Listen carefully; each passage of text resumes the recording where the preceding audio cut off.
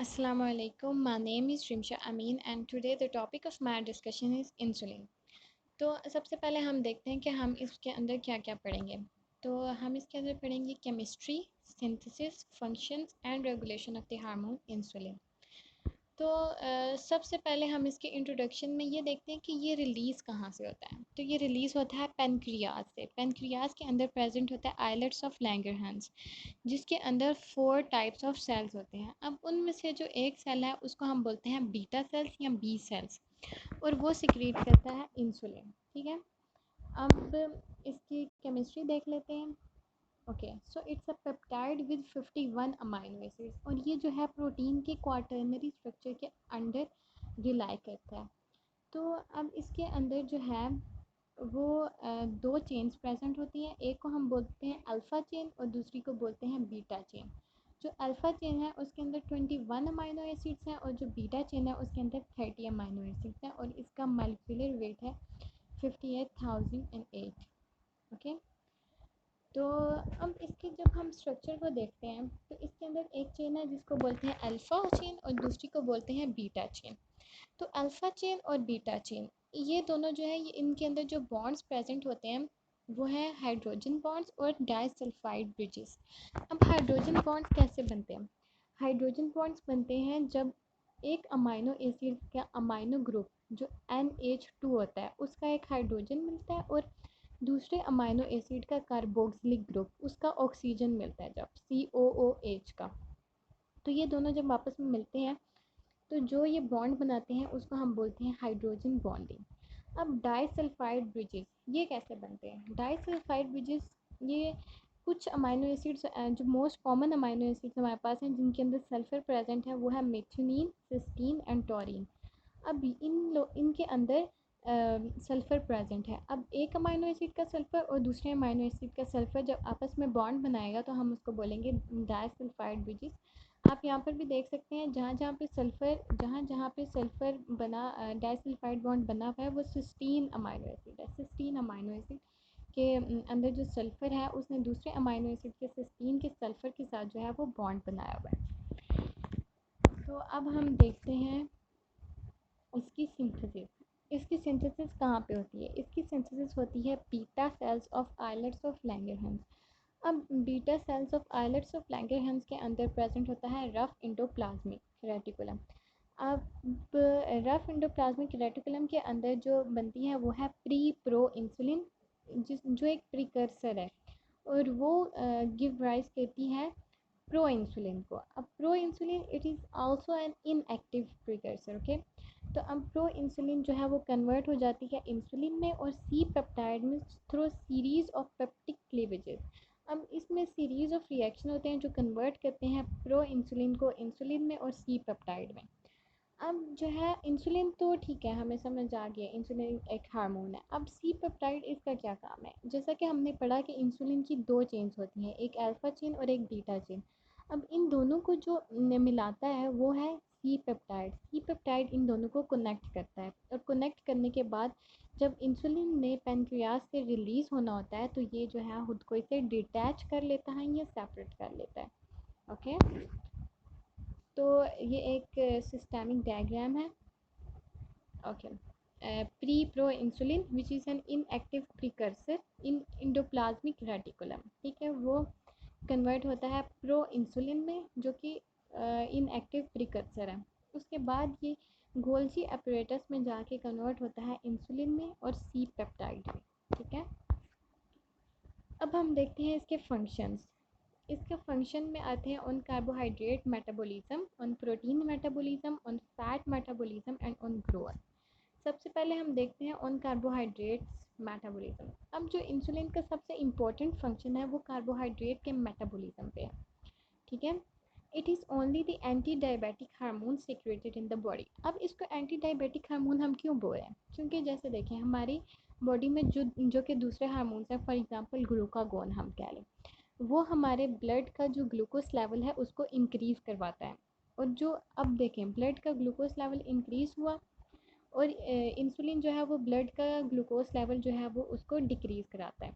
तो इन दोनों का एंटागोनिस्टिक फंक्शन है। ठीक है, अब जो इंसुलिन है वो एंटी डायबिटिक कैसे हुआ? जैसे हम लोगों को पता है कि जो जिनको डायबिटीज़ होती है उनकी बॉडी के अंदर ग्लूकोज जो है वो एक्यूमुलेट होना शुरू हो जाता है। अब जब ग्लूकोज जो है वो उनकी बॉडी के अंदर जमा होना शुरू हो जाता है तो कुछ ऑर्गन्स जैसे कि किडनीज आइज़ में जब वो एक्यूमुलेट होता है तो उनको डैमेज करना स्टार्ट करता है। जैसे कि अगर किसी को डायबिटीज़ हो तो हमने मोस्टली देखा है कि उसकी जो है वो आई साइड भी वीक होती है। और मोस्टली जो डायबिटिक पेशेंट्स होते हैं उनकी जो किडनीज हैं उनको किडनी की प्रॉब्लम भी होती है। तो वो क्यों होती है? Because of the accumulation of the glucose in that organ. तो it is the anti diabetic hormone. ये ग्लूकोज लेवल को बॉडी के अंदर कम करता है and it is the only hormone. और जब ये इनएक्टिव हो जाता है, जब हमारे बीटा सेल्स जो हैं वो इनएक्टिव हो जाते हैं, तभी किसी पर्सन को जो है वो डायबिटीज़ होती है। ठीक है, अब हम इसके अंदर पॉइंट्स देखेंगे। सबसे पहला जो पॉइंट है वो है increase transport and uptake of glucose by the cell. अब ये बॉडी के अंदर ग्लूकोज लेवल को कम कैसे करता है? अब बॉडी के अंदर जो ग्लूकोज है उसको जब सेल के अंदर ये ट्रांसपोर्ट कर देगा, अपटेक कर देगा सेल के अंदर उस ग्लूकोज की, तो बॉडी के अंदर ग्लूकोज लेवल कम हो जाएगा। तो इस तरह जो है ये ट्रांसपोर्ट करता है इंसुलिन को सेल्स के अंदर। अब इस इंसुलिन का इस ट्रांसपोर्टिंग में क्या काम? इंसुलिन जो है वो एक सेल है, फॉर एग्जांपल कोई भी हम सेल ले लेते हैं, तो उस सेल के अंदर जैसे कि muscle cell, liver cell, adipose tissue, ये जो तीन चीज़ें हैं, यहाँ पे इंसुलिन जो है वो सबसे ज़्यादा कंसंट्रेशन में जो है वो ग्लूकोज जो है वो प्रेजेंट होता है। अब जो इंसुलिन है, ये इनकी जो सेल मेम्ब्रेन होती है इन सेल्स की, उनकी परमेबिलिटी ग्लूकोज के लिए ज़्यादा कर देता है, जिसकी वजह से जो ये सेल्स हैं ये ग्लूकोज जो है वो अब्जॉर्ब कर लेते हैं और ग्लूकोज की अपटेक जो है वो इन सेल्स के अंदर ज़्यादा हो जाती है। तो इंसुलिन ये काम करता है। और क्या फंक्शन परफॉर्म करता है? अम, लेकिन ना जो ये इंसुलिन है ये कुछ सेल्स जैसे कि ब्रेन और रेनल टिब्यूल्स और आरबीसीज, ये इनकी जो सेल मेम्ब्रेन है इसके अंदर ये प्रेजेंट नहीं होता। ये यहाँ पे जो है वो ग्लूकोज की अपटेक को रैपिड नहीं कराता, क्योंकि अगर ये यहाँ पे एक्यूमुलेट होना शुरू हो गई, यहाँ पे ग्लूकोज जो है वो ज़्यादा इकट्ठा होना शुरू हो गया, तो जो है वो उनकी फंक्शनिंग ख़राब हो सकती है, वो डैमेज हो सकते हैं इसलिए। तो अब ये देखें, insulin also increases the number of the glucose transporters, specially GLUT4 in the cell membrane. अब जैसे कि हम लोगों ने जब कार्बोहाइड्रेट की मेटाबॉलिज्म पढ़ी थी, वहाँ पे भी हमने पढ़ा था कि ग्लूकोज ट्रांसपोर्टर 5 और 2 वहाँ पे यूज़ हो रहे थे। अब वहाँ पे ये दोनों ट्रांसपोर्टर यूज़ हो रहे थे, लेकिन यहाँ पे ग्लूकोज ट्रांसपोर्टर 4 यूज़ हो रहा है जो कि इंसुलिन सेंसिटिव है। अब जो ये इनकी साइटोप्लाज्मिक वेसिकल्स होती हैं उसके अंदर जो है ये GLUT4 प्रेजेंट होता है। अब इन्हीं सेल्स की जब सेल मेम्ब्रेन के ऊपर जो है वो इंसुलिन आके अटैच होता है, इंसुलिन रिसेप्टर कॉम्प्लेक्स जब बन जाता है, तो जो है वो जो वेसिकल्स होती हैं वो ग्लूकोज ट्रांसपोर्टर 4 को अपनी मेम्ब्रेन के ऊपर जो है वो रिलीज़ कर देती हैं। अब ये वेसिकल्स जो है ये साइटोप्लाज्म में है और ये GLUT4 को सेल मेम्ब्रेन के ऊपर जब ये इसको रिलीज़ करेंगी, तो जो है वो ग्लूकोज की अपटेक जो है वो सेल्स इस तरह ज़्यादा कर सकते हैं। अब ये GLUT4 ट्रांसपोर्टर्स जो हैं ये मसल फाइबर्स और लीवर सेल्स, यहाँ पे ये ज़्यादा कंसंट्रेशन में प्रेजेंट होते हैं। क्यों? क्योंकि जो ग्लूकोज की कंसंट्रेशन है, ग्लूकोज ने जो ग्लाइकोजन में कन्वर्ट होकर स्टोर होना है बॉडी में, वो हमारे मसल सेल्स और हमारे लीवर सेल्स के अंदर ज़्यादातर एक्यूमुलेट होता है ज़्यादा अमाउंट में। तो जो GLUT4 है ये इस तरह काम करता है कि ये जो है जिन सेल्स की साइटोप्लाज्मिक वेसिकल्स में प्रेजेंट होता है, तो जब इंसुलिन रिसेप्टर कॉम्प्लेक्स बनता है तो ये GLUT4 जो है वो सेल मेम्ब्रेन के ऊपर रिलीज़ हो जाता है और फिर जो है वो उस सेल की ग्लूकोज के साथ अपटेक जो है वो इंक्रीज़ करवा देता है और वो सेल जो है वो ग्लूकोज को फिर ग्लाइकोजन के फॉर्म में स्टोर कर लेते हैं। ओके, अब जो GLUT4 है वो इसलिए इम्पोर्टेंट है क्योंकि वैसे तो ट्रांसपोर्ट जो है वो हो रही है ग्लूकोज की सेल के अंदर, लेकिन GLUT4 स्पेशली इसलिए इम्पॉर्टेंट है क्योंकि ये एक फास्टर रेट में एब्जॉर्प्शन करवाता है सेल्स की ग्लूकोज के साथ। अब जो सेल्स हैं वो ग्लूकोज को एब्जॉर्ब एक और भी तरीका है जिसकी वजह से वो कर लेते हैं, जिसको हम बोलते हैं सोडियम ग्लूकोज सिम्पोर्ट पम्प।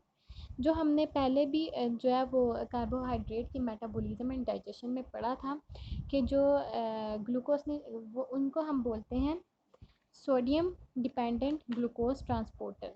तो अब ये जो सोडियम डिपेंडेंट ग्लूकोज ट्रांसपोर्टर्स हैं, इन्होंने जब ग्लूकोज ने जब सेल के अंदर एंटर होना होता है तो ये सोडियम को रिलीज़ करवाते हैं सेल से by breaking down the ATP. और वो सोडियम और ग्लूकोज जो है फिर वो सेल के अंदर एक साथ जो है वो एंटर होते हैं। और इसको क्योंकि वो एक ही डायरेक्शन में एंटर हो रहे होते हैं इसलिए हम बोलते हैं सोडियम ग्लूकोज सिम्पोर्ट पम्प। ठीक है। तो अब भी हमने पढ़ा कि जो अपटेक है ग्लूकोज की वो इंक्रीज़ जो होती है वो दो तरह से होती है, एक GLUT4 की वजह से और जो दूसरी है वो सोडियम ग्लूकोज सिम्पोर्ट पम्प की वजह से। इन दोनों मैकेनिज्म के थ्रू जो एक सेल है वो एट अ फास्टर रेट जो है वो ग्लूकोज को एब्जॉर्ब करता है। अब आते हैं कि इसके दूसरे फंक्शन के ऊपर, ऑन दी कार्बोहाइड्रेट मेटाबॉलिज्म के। Promote the peripheral utilisation of the glucose. ठीक है। अब जो ग्लूकोज है जो कि सेल के अंदर एंटर हुई है वो ऑक्सीडाइज हो जाती है। अब वो ऑक्सीडाइज क्या होती है, कैसे होती है, ये मैं आपको बताती हूँ। कि अब जो जैसे हम लोगों ने कार्बोहाइड्रेट्स की मेटाबॉलिज्म में पढ़ा था ग्लाइकोलिसिस और सिट्रिक एसिड साइकिल। तो ये बिल्कुल वही प्रोसेस है कि जो ग्लूकोज है वो जब सेल के अंदर एंटर हो जाती है तो उसके बाद उसकी ग्लाइकोलिसिस के अंदर वो एंटर होती है, उसके बाद सिट्रिक एसिड साइकिल के अंदर, और फिर वो बना देती है FADH2 और NADH। और ये दोनों जो हैं ये माइटोकॉन्ड्रिया में जाके इलेक्ट्रॉन ट्रांसपोर्ट चेन के थ्रू ATP प्रोड्यूस करते हैं जो कि सेल के अंदर स्टोर हो जाती है एज अ एनर्जी सोर्स। तो जैसे कि हम लोगों को पता है कि जो ग्लूकोज है वो हमें एनर्जी देता है बॉडी को। ठीक है। तो ये इस तरह जो है वो इंसुलिन जो है वो जो जो ग्लूकोज सेल के अंदर एंटर होती है उसकी ऑक्सीडेशन को भी इन्हांस करवाती है ताकि हमारी बॉडी को एनर्जी मिल सके और ताकि जो है वो ग्लूकोज की ब्रेक डाउन हो सके और ग्लूकोज जो है वो हमारी बॉडी के अंदर एक्यूमुलेट ना हो। अब इसका जो थर्ड फंक्शन है ये है promote the storage of the glycogenesis. Okay. इसका जो थर्ड फंक्शन है वो है promote the storage of glucose which is called glycogenesis. ठीक है। अब